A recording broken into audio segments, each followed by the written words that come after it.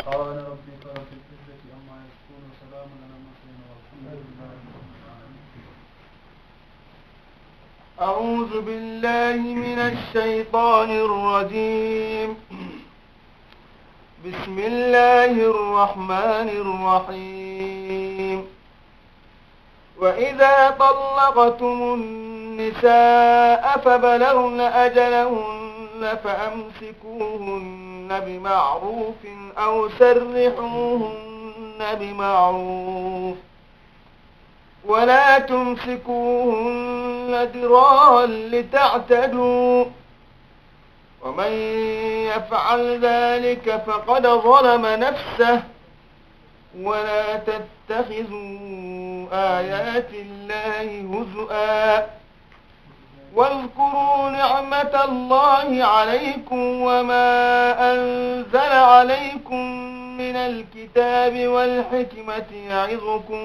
به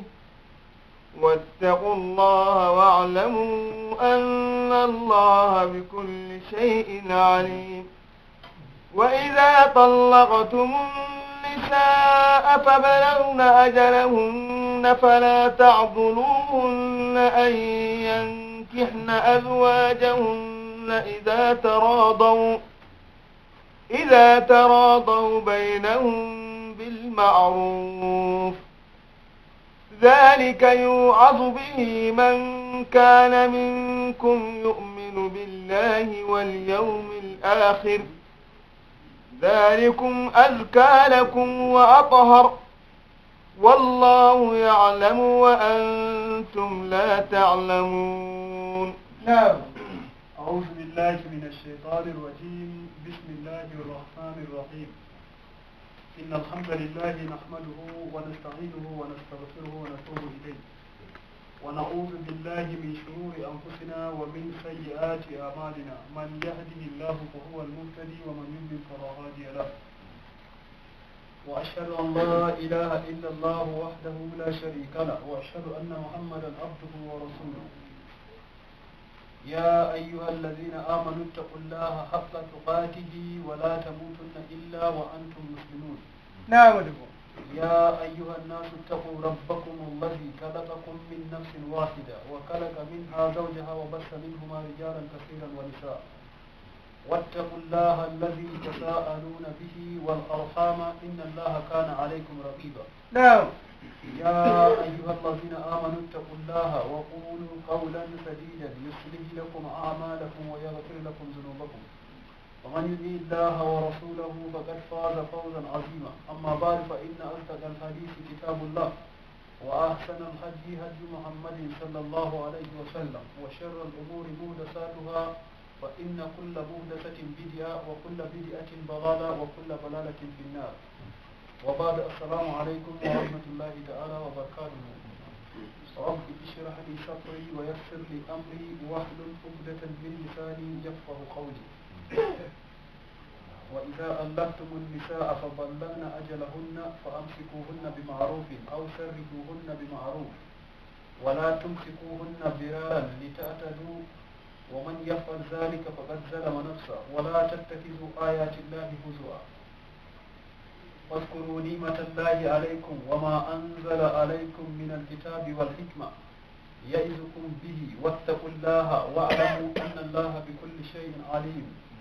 وإذا طلقتم النساء فبلغن أجلهن فلا تأبلوهن أن ينكحن أزواجهن وإذا تراضوا بينهم بالمعروف ذلك يوعظ به من كان منكم يؤمن بالله واليوم الآخر ذلكم أزكى لكم وأطهر والله يعلم وأنتم لا تعلمون. ayaje ɗeɗo ko yahugo ayaje tati ɗeɗe ɗon ɓolwana en maslaha kuuji meɗen hakkude men be rewɓe meɗen. Now Allah wiyata onon mumini en wa ida ɗallaktumu nisaa to ni on sheeri rewɓe moɗon rewɓe ɓe ɓe sheerama ɓe jeeyi ɓe jooɗake ɓe ɗon nder waɗugo edda maɓɓe fa ballagna ajala hunna haa ɓe ɓadake timmingo edda maɓɓe to ko amsikuhunna bi ma'rufi to a hoositi debbo ma haa o a seeri debbo ma haa o ɓaɗi timmingo edda maako nden a lori fahin bo a lornitimo a wi a hoositimo to famsikuhunna bi ma'rufi نعم hositirmo wato dow ngam a woɗɗina hakkude moɗon na ngam a torramo a accamo seeto eddama ko ɓaɗi jinnugo a lornamo ba a hoosutumo bi ma'rufin be boɗenga ngam na ngam a torramo waɗu ɗum caka ma be Allah to a hoositimo banni a woɗɗina hakkude maɗa be maako narra on joddo kanjum jomirawo wi haaro famsikuhunna bi ma'ruf نعم Allah haɗayima hoositugo debbo maɗa to a seerimo shergal gotal ngam may to a hoositimo a seerimo waɗi eddama ko haɓɓadi jinnugo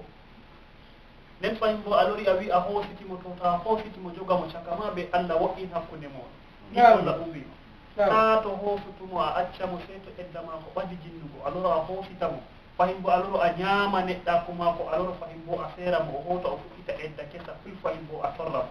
Allah wi ta to ngaɗe banni aw ko kuma sarrihuhunna bi ma'rufin to a andi a hoosatamo ngam a woɗɗina hakkude moɗon a jogomo caka ma be Allah accumo o timmina eddama ko goɗɗo feere ɓagamo so jomirawi aw sarrihuhunna bi ma'rufin ko kuma acceɓe ɓe timmina edda maɓɓe woɓɓe feere ɓagaɓe ɗo ɗo kañum ɓuri laatago kayru ha maɗa an a gorko en paami sika sey Allah wi wala tumsikuhunna biraran taa to jogiteɓe banni a seera debbo waɗa edda waɗi jinnugo a hoositamo biraran ngam a torramo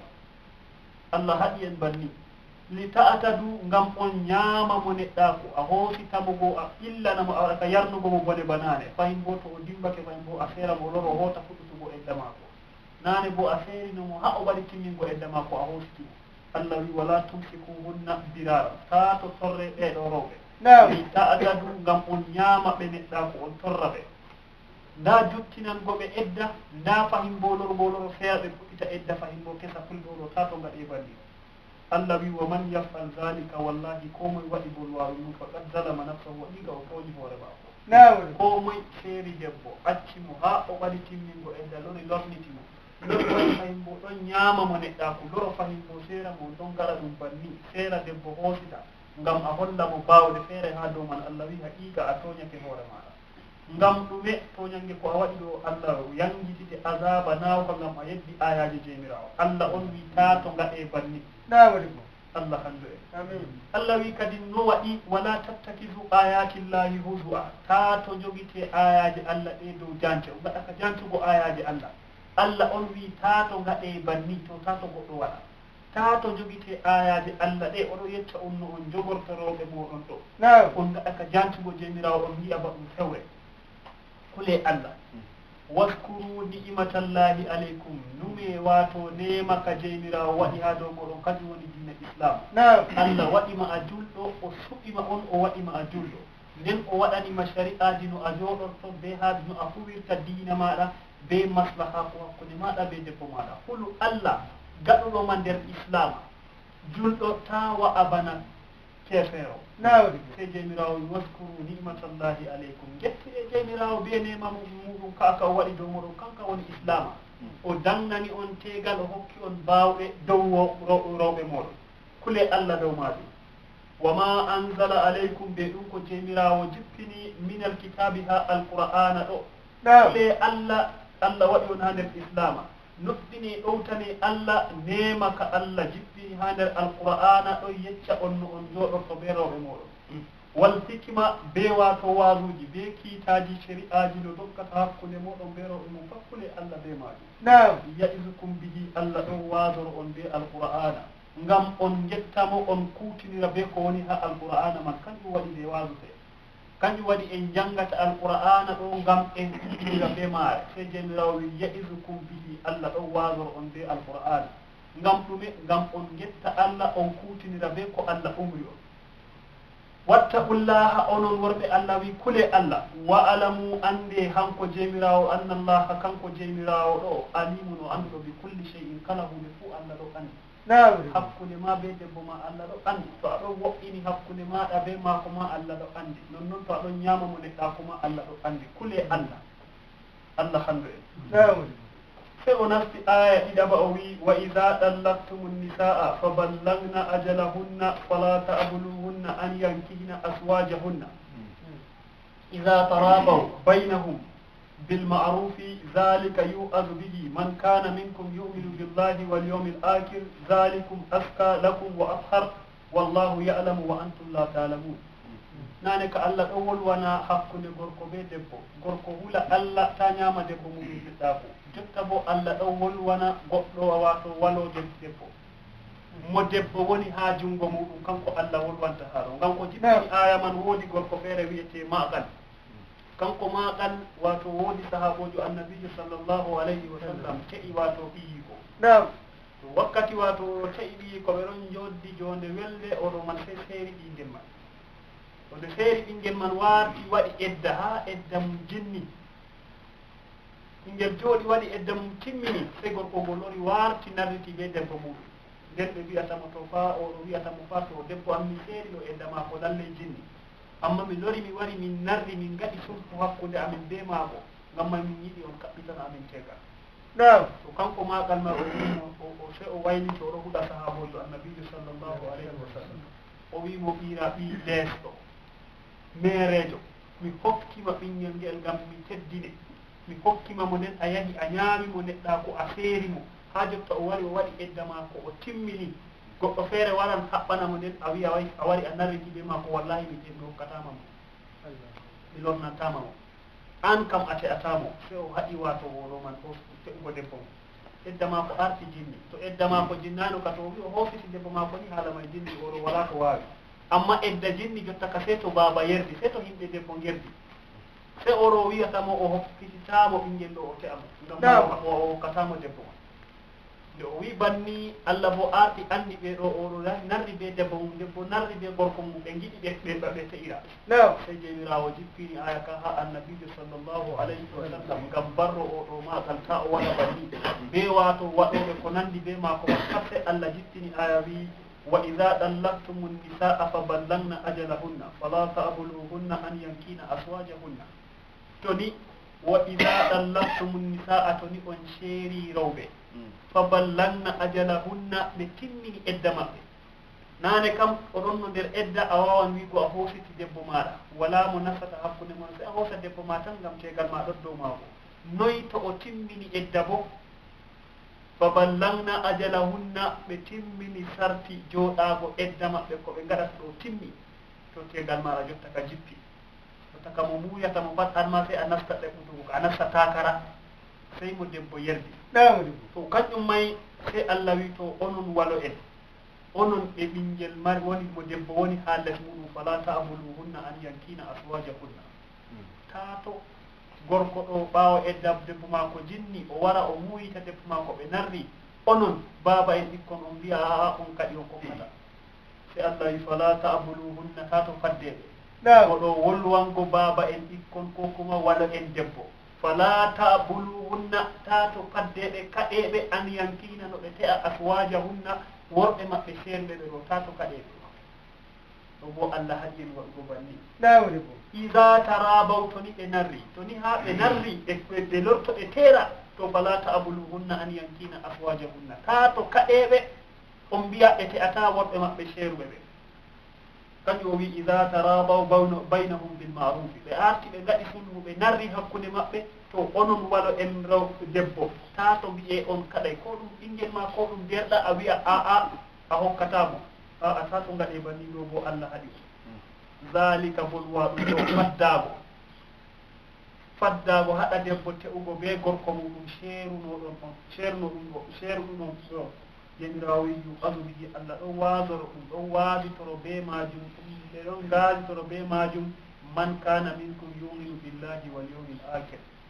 mo nanata umrore jemirawo nde'e to ni gorko wari haɓɓitanto debbo muɗum mo o seerino an baaba ɓingel ko walojo ɓingel ko derɗirawo debbo man ɗo taato a faddomo a wi'a tegal may ngal watta ɗo jemirawo wi ɗon waadoro ɗum yimɓe ɓenduloɓe Allah sey to goɗɗo nuɗɗini Allah huli Allah nden hutinirta be aya ka amma to ni a wi ka watta sam a dari ha dow a wi tegal may ngal watta a haɗi bo to nden ka a wonayi nder nuɗɗinde Allah nuɗɗinde ayaji Allah sey jemirawo wi zalika yu'azu bihi man kana minkum yuminu billahi wal yawmil akhir nuɗɗinɗo Allah nuɗɗini ñande darngal o huli Allah to kanko ɗo o huwata kuugal ngal o faddata ko o haɗa gorko ngam seerino debbo mum timmini eddanori wari wi hoositan ɓe narri hakkude maɓɓe gorko wi oɗo wiyata o haɗa amma mo hulta Allah haɗa e jemirawo wi banni zalikum bolwa ɗum ɗo ni accugo wato haɗugo rewɓe ɓe te'ugo worɓe maɓɓe seerɓe seeruɓe ɓe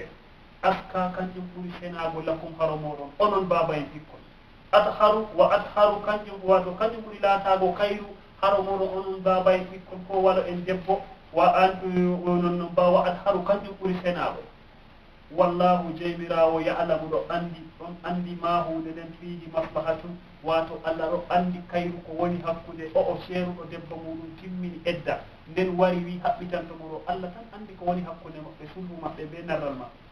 ngam may onon ko acceɓe banni tato kaɗe wa antum onon la ta'lamuna wala ko on andi hakkude maɓɓe Allah andi kanjum waɗi Allah wi ɓe teera ɗo ngam may onon on anda ɗo ɗo bo ɗo nane kam Allah ɗon no wolwana hakkude gorko be debbo sey jotta bo fayim bo ha toye tegal woni nane ma tegal ɗon hakkude gorko be debbo be wallo en debbo be wallo en gorko Allah wi to onon worɓe to ni on ceeri debbo moɗon ha o yotti edda ko jinni edda ko ɓadi jinnugo a wari a wi a hoositan mo to hoosutumo ngam Allah na wayi a hoositan mo ngam a ñaama mo neɗɗa ko to ni a andi a hoositan mo ngam a ñaama mo neɗɗa ko ɗon bo Allah haɗima ta hoosutumo accumo timmina edda ko goɗɗo feere te'am ɗo ka haala man waali se Allah ƴowni walo en ko baaba ɓingel debbo ko kuma baka debbo ɗo jotta kam o seerama o waɗi edda ko o timmini gorko mako mo seeri mo ɗo jotta ka wala iko ha dow mako fotawi wara wiya hoositay mo sey ɓe dungaye baaba ko dungaye walo en to ngam may nden o wari o ɓaarake o wari o narriti be debbo mako ɓe gaɗi sulhu hakkude maɓɓe debbo yerdi ɓe kaɓɓito tegal ɓe kota ɓe jooɗo ɓe yaaɓe kota ɓe jotto ɓe lora ɓe narrita ɓe kuwa ibada maɓɓe bana naane ɓe narriti nden an baba ɓinguel a fiya leddi a wiya haramun iri ñaamugo neɗɗa ko o ñaami ɓinguel o lortako tegal ɓinguel ɗam be wayne heƴiyam ha abada waɗata sey jeyɗirawo wi to hulu Allah an baba ɓinguel hulu Allah ka ɗo andi ko waɗi ɓe ngari ɓe gaɗi sulhu ɓe narri hakkude maɓɓe to an bo a fotayi wiigo o te'ata Allah sey barri baba en ɓikkon be walo en debbo pat Allah wi to tato gaɗe banni amma fe Allah sey wi amma wala mo wasifirto be wasu ngu hula Allah sey kulowo Allah be hulowo ñande darga sey mumini en se o wi zalika yu'azu bihi bolwa ɗum a acca debbo o te'a be gorko mako seeruɗon o ɓaawo edda mako jinni ɗo o accugo waɗa banni ɗo tato fardo debbo man ɗo yu'azu bihi man kana yuminu billahi wal yawmil akhir on hulowo Allah o huli ñande dargal o andi Allah nanganmo kanko tan wato marɗo imanu kanko tan accata debbo hota ha gorko mum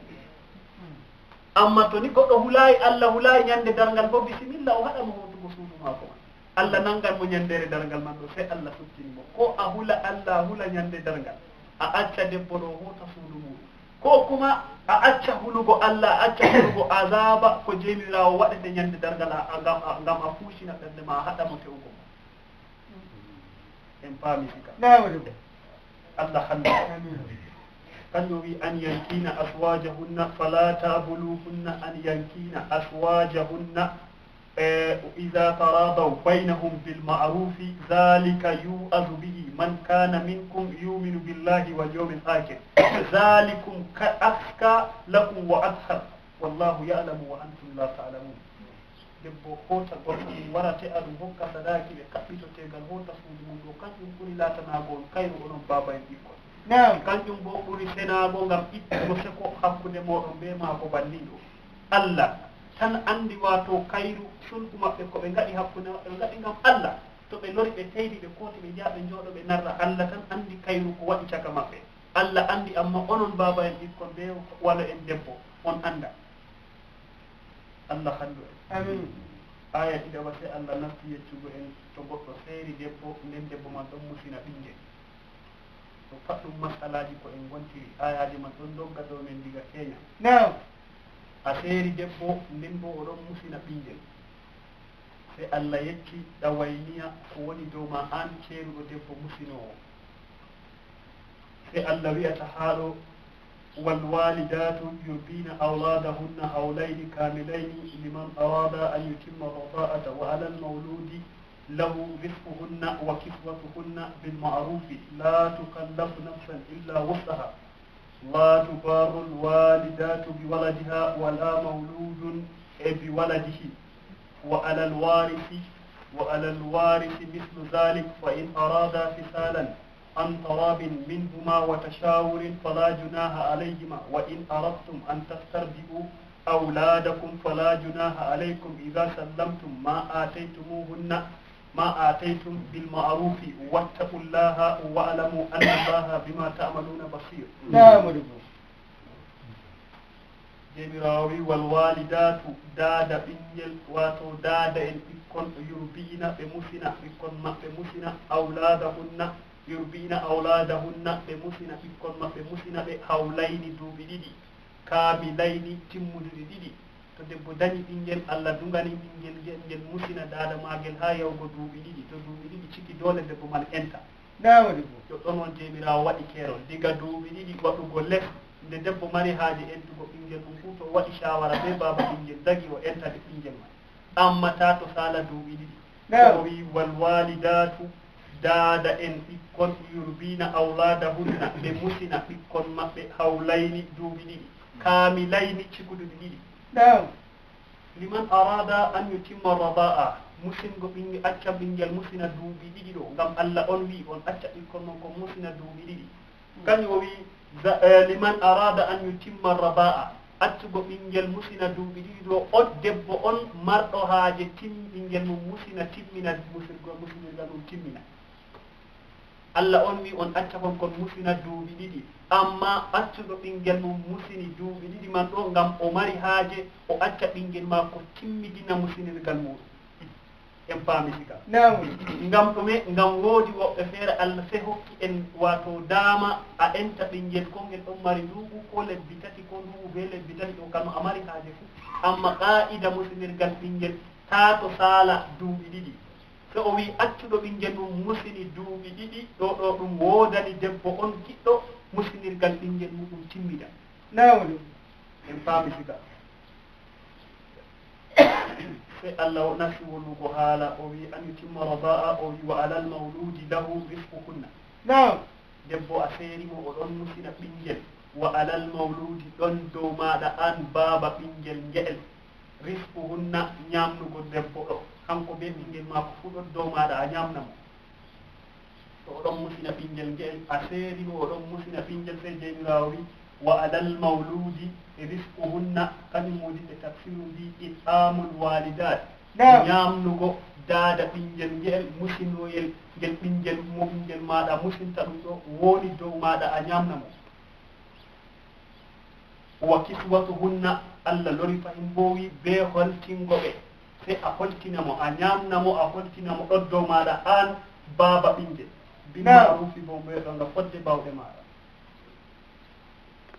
to ni a seeri debbo oɗon musina ɓinngel ɗon dow maɗa jeymiraawo wi ko ñamnugo mo ngam ɓinngel ma ɗon musinamo ko o ñamata man ɗo kañum ɓinngel ma bo musinta dowle maɗa ɗon dow maɗa a ñamna debbo man wa kiswatuhunna be holtingo ɓe onon seeruɓe rewɓe ɓe ɗon musina ɓikkon a o ñamnamo a holtinamo kañum jeymiraawo wi bil marufi beede dedey no a wawata en paami siga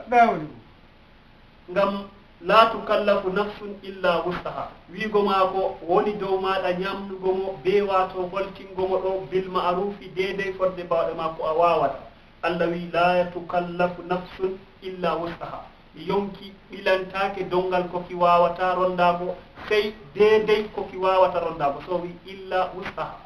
sey dedey ko a wawata huugo hande wi'ama aɗon mari yaake deydey no yaake ma foti non to a seeri debbo man bo a ñamnirtamo deydey no yaake ma foti ko a walama be talakaku maman deydey no a wawata deydey no a wawata ko ɓuratama sembe kañum a ñamnatamo to a marɗo yaake ma deydey no a wawata ko ɓuratama sembe kañum a ñamnatamo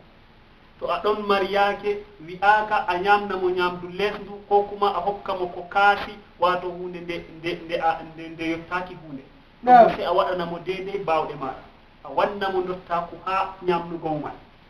en paami sika o ñaama ñamdu laatindu wonndu to a woodi bawɗe to a wala bawɗe bo o ñaama ñamdu ndu deydey ko a wawata ñamnugo mo en paami sika a holtinamo a ñamnamo a holtinamo limse deedey ko a wawata a ñamnamo ñamnugo deedey ko a wawata ngam oɗon musina ɓinguel maɗa en paami sika so wi bil maruf la tukallafu nafsun illa wusa sey jomirawo lori toɓɓiti aya man o wi la tubarra al walidatu bi waladiha walidatu wato daada ɓinguel to ni a seeri debbo nden o itti ɓinguel maɗa o sakkinanima to mota dolumo a hoosa ɓinguel man a wiya a wiccanamo ɓinguel ma ko o hoosa na doole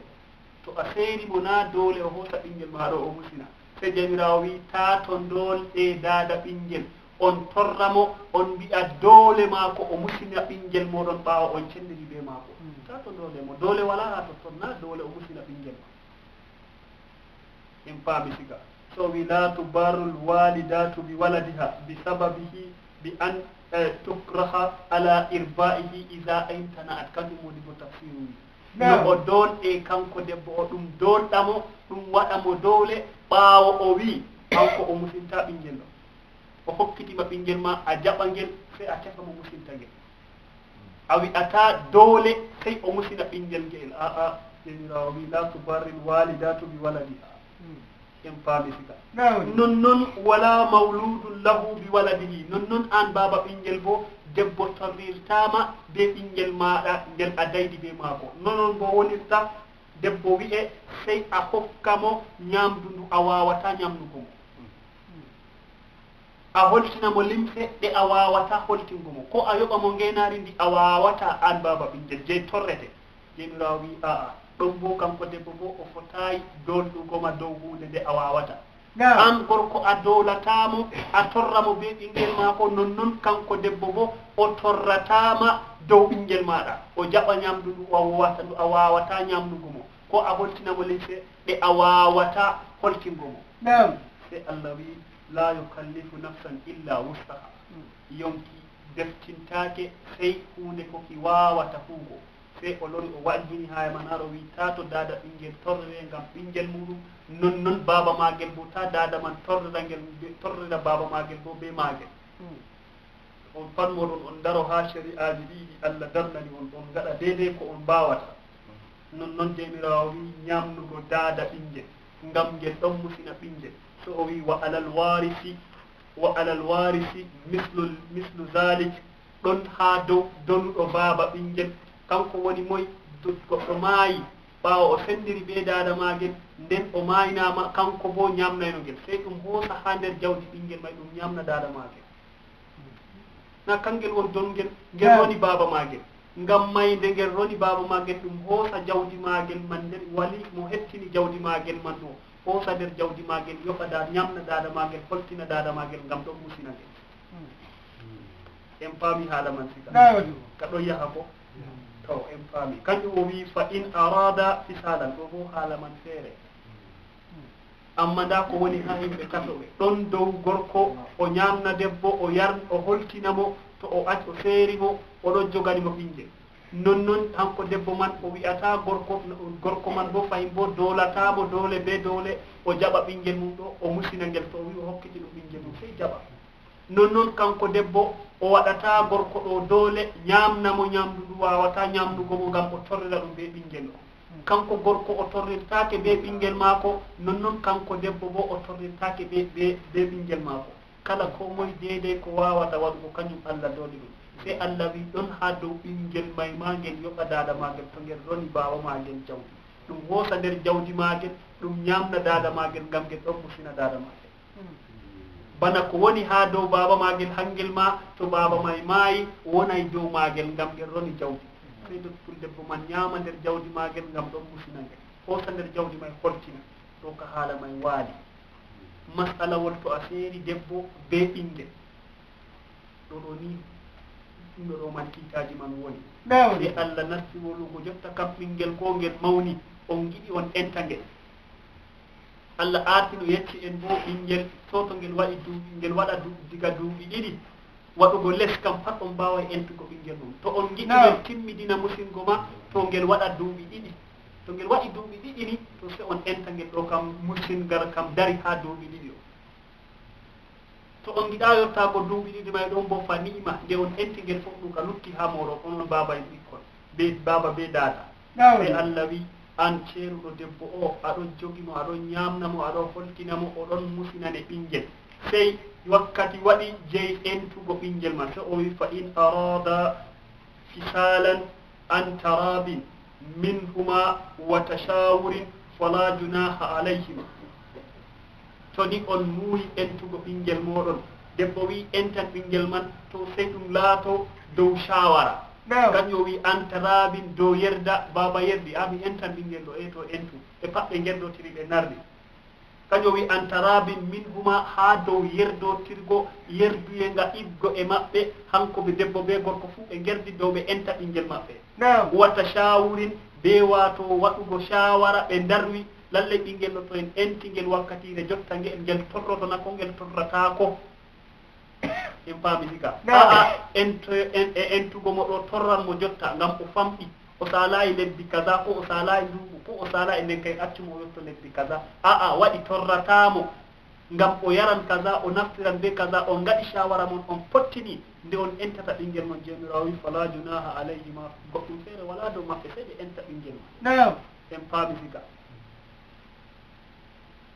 ka bo ka waali haala entugo se o wi wa in aradtum an tastarbi'u awladakum fala junaha alaykum idha sallamtum ma ataytum bil ma'rufi wattaqullaha wa'lamu anna allaha bima ta'maluna basir to ni jotta kam on giɗi an be debbo ma fuu on darwi on kokkay goɗɗo musina ɓinguel muɗo on kokkan debbo feere musina ɓinguel man on gokka ɗum jeenaari ngel musina ha muɗum kaño wi wa in arattum to ni on muuyi onon baaba en ɓikkon baaba be dada Allah wolwanta an tastarbi'u awladakum no on kokka ɓikkon moɗon kon musina rewɓe feere fala junaha alaykum goɗɗum feere wala dow moɗon ɗon bo Allah dangani on a itta ɓinguel ma a hokka debbo feere ngel musina debbo feere an ka jooɗo a siwto nden a yoɓa debbo man bo ngeenaari Allah wi ɗo ma Allah harminanayi on ɗo mo dagi on waɗa dagi a itta ɓinguel ma ba dadama ngel ɗon mayayi an aɗon on koosa ngel on kokka debbo feere ngel musina ha muɗum ngel musina ɗum ngel mawna ɗo ma Allah dannani on kañum o wi fala junaha alaykum goɗɗum feere wala dow moɗon ko gacce ko aybe feere wala dow moɗon amma fa iza sallamtum to ni on dokki rewɓe ɓe e musinoɓe ɓikkon mon ɗo ngeenaari ma ataytum bil ma'rufi on kokki ko ngeenaari wato ko wo'inanta ɓe ngeenaari bondi to ni on kokki ɓe goɗɗum feere ha jawdi ɓe musinana on ɓikkon moɗon Allah wi ɗo bo wala goɗɗum feere dow ha nder masalaji tati ɗi arande kanjum woni masalawol to a seeri debbo oɗon musina ɓinguel masala ɗiɗaɓa nden oɗon wato masala ɗiɗaɓa kanka woni haala entugo ɓinguel on narra ɗon ma on dara dow man tataɓa man kanka woni haala masala on kokkan debbo feere musina ɓinguel man masalaji tati ɗi pase Allah ƴowni on wi wattaqullaha kule Allah wa'lamu ande anna allaha jeymirawo o basirun oɗo yi'a wala ko ñukkoto jeymirawo bima ta'maluna ko on kuwata en paami sika ɗume jeymirawo Allah ɗon yi'a kala ko on kuwata fuu oɗo yi'a oɗo andi o warjorto on deydey kuugal nga'al ngal on kuwi Allah hallu en bismillah والذين يتوفون منكم ويذرون أزواجا يتربصن بأنفسهن 4 أشهر وعشرا فإذا بلغن أجلهن فلا جناح عليكم فيما فعلن في أنفسهن بالمعروف والله بما تعملون خبير ولا جناح عليكم فيما أردتم به من أو أكننتم في أنفسكم علم الله أنكم ستذكرونهن ولكن لا تواعدوهن سرا إلا أن تقولوا قولا معروفا ولا تعزموا عقدة النكاح حتى يبلغ الكتاب أجله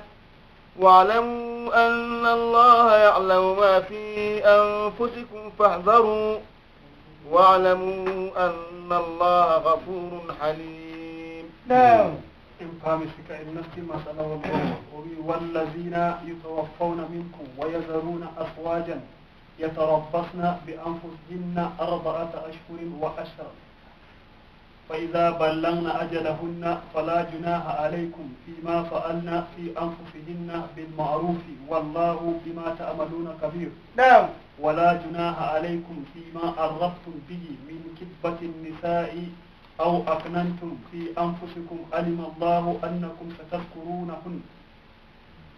ولكن لا تواعدوهن سرا إلا أن تقولوا قولا معروفا ولا تعزموا عقدة النكاح حتى يبلغ الكتاب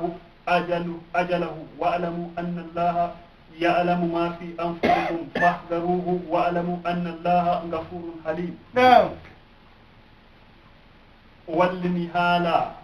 musinirgal haala debbo be ɓinguel be baba ɓinguel fay bo o nasti haala to goɗɗo maayi acci debbo haala wato suddare. نعم. sey jaynirawo wiyata ya mouhammadou walladina ɓen yutawaffawna maayoɓe minkum ɓe iggo e moɗon wa yadharuna nden ɓe acca aswajan rewɓe. نعم. maayoɓe goɗɗo maaya acca debbo ko acca rewɓe to jomirawo wi ɓe en rewɓe man yatarabbasna ɓe jooɗo ɓe anfusihinna ɓe jooɗota ɓe te'a ɓe cuddo suddare man 4 ashhurin lebbi 4 wa asharan be ñalɗe 10 sey to ɓe ngaɗi lebbi 4 be ñalɗe 10 hiddee ko goɗɗo wara muuya ɓe te'a ɓe. نعم. kañum woni edda. sey jomirawo wi haa ɗo fa iza balagna ajalahunna fala junaha alaykum fima fa'alna fi anfusihinna. ɗo bo Allah ɗon wolwana wato walo en debbo ko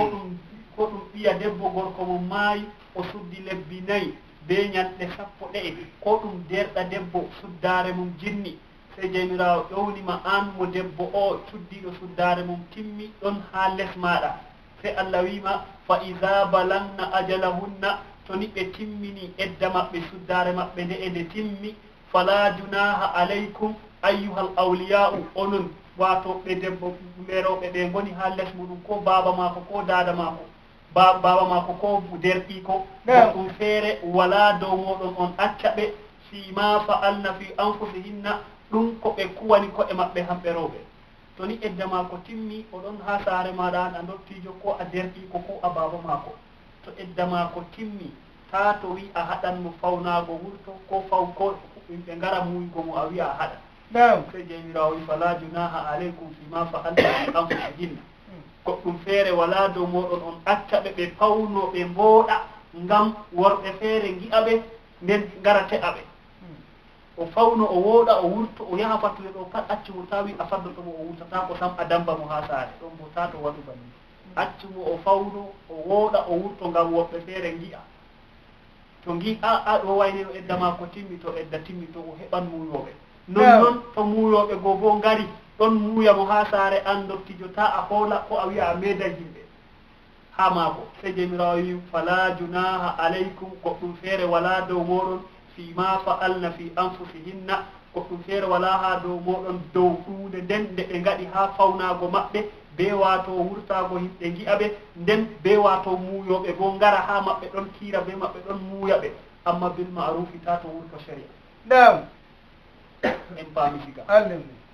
goɗɗo wara muuya mo ha saare maɗa na way muuya mo hoosa mo ha saare maɗa ɓe dillida a anda ha ɓe paadi to bo ta to bo wurti sharia ay ɓe wala dow maɗa an baba mako ko derɗi ko o timmini edda mako oɗon jooɗi ha saare ma o fawno o yiiwo o laaɓa o wooɗa ngam muuyoɓe gi'amo nden muuyoɓe ma bo ngara muuya mo ɗon bo ta to haɗo accumo banni. نعم. wallahu jomirawo kabirun Allah anduɗo ko on jukki bima ta'maluna ko on kuwata Allah ɗo andi o yeccan on ñande dargal ko on gaɗi pat kañum Allah ɗo andi ko ñukki be ko suuɗi pat Allah ɗo andi ta to kaɗeɓe banni Allah wiɗe bo haala may waaɗi so wi wala junaha alaykum fima arraftum bihi min kitbati nisa'i ni jomirawo woni o waylita o yewta be oɗo to o timmini se o yewtana oɗo bo o timmina pat ngam on paama on kefta ko on kuwa nane kam Allah ɗo wolwana rewɓe man kamɓe be hoore maɓɓe to ni gorko maayi acci ɓe to tato ɓe te'a ɓe jooɗo nder suddare maɓɓe nde'e ɓe ngaɗa edda nder lebbi 4 be balɗe 10 wane gorko wolwana ɓe amɓe ka haala maɓɓe waali edda timmi yotta ka Allah acci wolwangoɓe so Allah wayliti ɗo wolwana goɗɗo mo debbo o jooɗi ha saare mum waɗi suddare timmini si Allah wimo to an bo mo o woni ha saare muɗum edda ma ko timmi jotta kam ta to wi a haɗan mo fawnago ta to wi a haɗan yimɓe warugo muuyamo ta to wi a haɗan mo wurtago ngam yimɓe gi'amo an bo haala ma waali en paami sika so jomirawo wayliti ɗo wolwana waroɓe muuya se Allah wi wala junaha alaykum fima arrabtum bihi min kibbati nisa'i aw aknantum fi anfusikum alima Allahu annakum satadhkurunahunna walakin la tuwa'iduhunna sirra illa an taqulu qawlan ma'rufa wala ta'zimu ubdatan nikahi hatta yablugha alkitabu ajaluhu wa'lamu anna Allaha ya'lamu ma fi anfusikum fa'dharuhu wallahu wa'lamu anna Allaha ghafurun halim jemirawo sey wi'ata muuyoɓe rewɓe o wi wala junaha alaykum goɗɗum feere wala dow muɗon ngam andugo woodi yimɓe feere ɓe gonda bare diga ñande ɓe nani goɗɗo maayi nanima ɓe ɗon mango debbo maako se Allah barri ɓe wiɓe wala junaha alaykum aybe feere wala ha dow moɗon onon muuyoɓe fima arrabtum ɗum ko on peƴƴini bihi be muɗum min kibbatin nisa'i ha muuyugo rewɓe ɓe en ɓe gorko mum maayi gorko maako maayi o ɗon nder wato edda maako o timminayi se a wari a yiimo se a wimo kay wayne a goɗɗo an ɗo mo heɓima ka heɓi debbo ɗo ɗo jomirawo wi wala aybe feere amma na a wara a wiyamo to edda ma timmini mi haɓɓante ɗo bo dagaki amma a yiyamo a wiyamo kay wayne a boɗɗo to a acca ko luttika ha nder ɓernde maɗa se jomirawo wi to wiigo maɗa banni a wolwana debbo oɗon nder edda maako man jeyi maayugo gorko maako ngam to jeyi shergal kam dagaki a wolwanamo ngam oɗon dow tegal goɗɗo en paami sika ha edda debbo on jooɗiɗo nder edda gorko maako maayi kanko on jomirawo wi aybe feere wala an to ni aɗon yiɗimo a waran ha ma a wari a yiimo ko a fottidi be maako a wiyamo kay wayne lallay goɗɗo to heɓima kam heɓi debbo an ɗo mo heɓima fu siwti to iri kalimaji ɗo ta a saaloɗi amma jomirawo wi ta to wi'e a muuyanmo nder edda man ɗo ka dagaki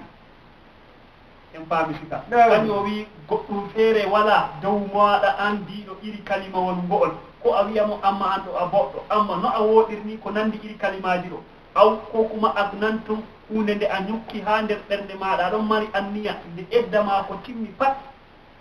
a haɓɓananmo ɗo ɗo a ñukki ha nder ɓernde ma a yeccaymo ɗo ma jomirawo wi wala laybi feere dow maɗa alimallahu haqiqa jomirawo andi to ni goɗɗo ɗo yiiɗi debbo wato nde o yiiɗi be maako pat se to o yewti kalimawol ngol yidde se to yidde ɗo wangi se jomirawo barri wi to taato kalimawol may ngol saalo a wiyamo wayne kay a boɗɗo ko to goɗɗo heɓima kam siwti amma ta wi'umo to edda maɗa timmi mi haɓɓante a hoosida alkawal be maako ɗo kam fotegal may haɓɓi ɗum wonnayga Allah on haɗi wi dagaki se o wi ha ayaji yeesoje walakin la tuwa'iduhunna sirran taato darwudu be maɓɓe dow ñukkude a wiyamo to edda ma timmini mi haɓɓante on darwida diga oɗon nder edda wakkati edda ma ko timmini se a wanga a haɓɓanamo ɗo ka dagaki ha sharia se jomirawo wi la tuwa'iduhunna sirran taato ɗinaneɓe haalategal wakkati ɓe ɗon nder edda haala man ɗo kam dagaki illa an taqulu qawlan ma'rufan sey de on mbiyaɓe konngol bongol may kañum wato a wiya ɓe wayne a boɗɗo ko kuma no a woɗiri ni ko nandi be man kañum konngol bongol wala ta'zimu ugdatan nikahi non fahim bo debbo to ɗon nder edda o haɓɓantake tegal so wi wala ta'zimu ugdatan nikahi ta to anniye haɓɓugo tegal alhaali debbo ɗo edda ma ko timmayi oɗon nder edda wato mo jeyi gorko ma ko maayi ɗon ma to ɗum hefti tegal may ngal haɓɓi ɗum waɗi lissafi ɗum ɗon edda ma ko jinnayi kanko debbo ɗo ɗum wonna tegal may bana ha masaba maliki ha dargal on terata en paami sika nawoni sai jomirawo wi wala ta'zimu uggatan nikahi hatta yabluga alkitaba ajaluhu ta to anniye haɓɓango debbo ko kuma kaɓɓe tegal hatta yabluga alkitabu seeto eddama ko jinni kañum woni ajaluhu yabdumal kitabu ajaluhu eddama ko kañum woni kitabu man ɗo seeto eddama ko jinni wa alamu allah ɗo barro o mi ande annallaha jemirawo ya'lamu oɗo andi ma fi anfusikum ɗum ko woni ha yowkiji moɗon anniya keɓugoroɓe ɗiɗi ɓayni allah ɗo andi ngam may kule allah to debbo gorko mum maayi sey to eddama ko timmi lebbi nayyi be balɗe sappo ɗe sey to ɓe ciki nden a wara a muuyamo dow tegal a ɓagamo ɗo ka dañi ha sharia en faami sika allah wolwani rewɓe ɓe jooɗo lebbi nayyi be ñalɗe sappo to gorko maayi nden o lori o wolwani walo en debbo ɓe debbo woni ha saare muɗum to ni eddama ko timmi acce yimɓe muuyamo ta to kaɗe muuyoɓe ha maako nden se o wolwani muuyoɓe bo on muña se to debbo eddama ko timmi nden on ngara on muuyamo on te'amo allah wolwani yimɓe tato ha nder aya ka se allah timmini aya man wi wa alamu anna allaha ya'lamu ma fi anfusikum fadaruhu wa alamu anna allaha gafurun halimu ande allah ɗon andi ko woni ha yonkiji moɗon ko on numata pat ko on kuwata ha maslaha kuji tele ɗo pat allah ɗo andi ngam may kule allah kakkilane azaba jeymirawo ka ataka nanga o wa alamu ande anna allaha jeymirawo gafurun oɗon yaafo ɓi adama on wato mo renti yeddayi mo allah ɗon yaafo ɗum alimun allah muyɗo be sabbitango ɓi adama yangada to o yeddi mo allah muyananmo sey wakkati yangutugomo to wari allah yangitamo allah handoy ɗo yandikka e mbaala ha ɗo jangoye ummoro laajuna e allah handoy jango so en ummoro la junaha aleykum ida ɗallaktum nisaa ma lam tumassuhunna aa ko ɗum alama muy jata هذه كانت الأولى دي كم كان